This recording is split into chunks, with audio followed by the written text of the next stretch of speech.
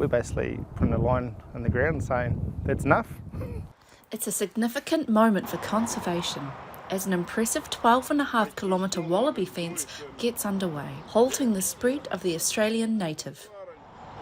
Blessings and karakia bringing together key partners and signalling the beginning of the project.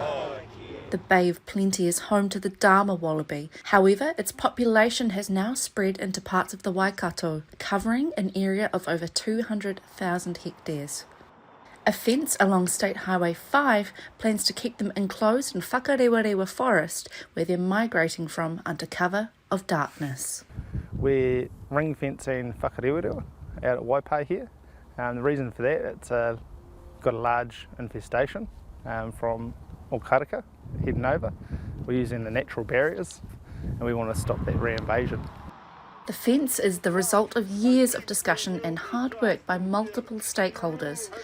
Now, finally, there is a timeline.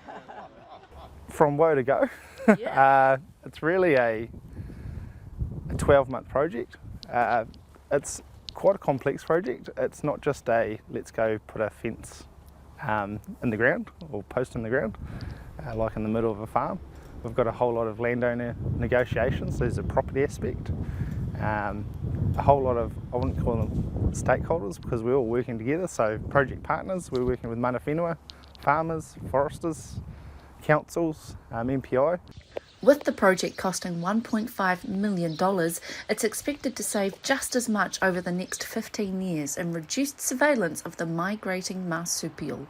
The fencing will keep wallabies in place while methods of eradication are explored, something which is already underway in other parts of the region. They do hop along and jump along. They don't actually tend to jump over obstacles. They like to push under or through them.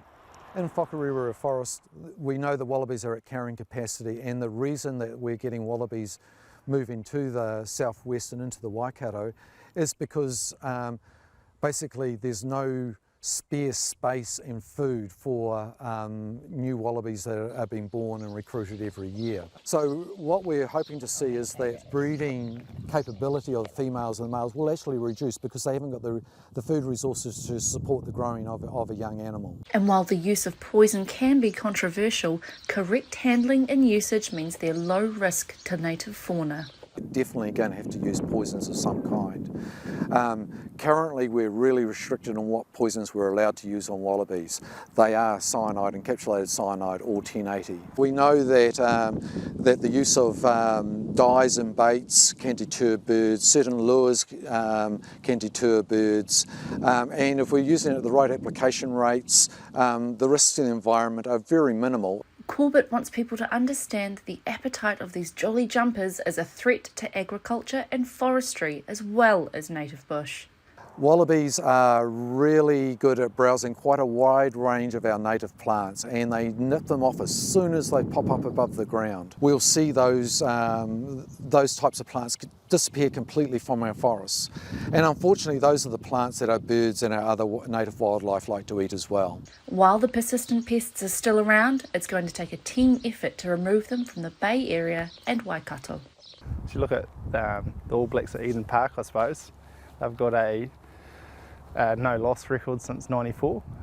For us to have that with the wallabies, we're going to require a big crowd. So that's our community and their buy-in there. Go to www.reportwallabies. Violet French, Local Focus.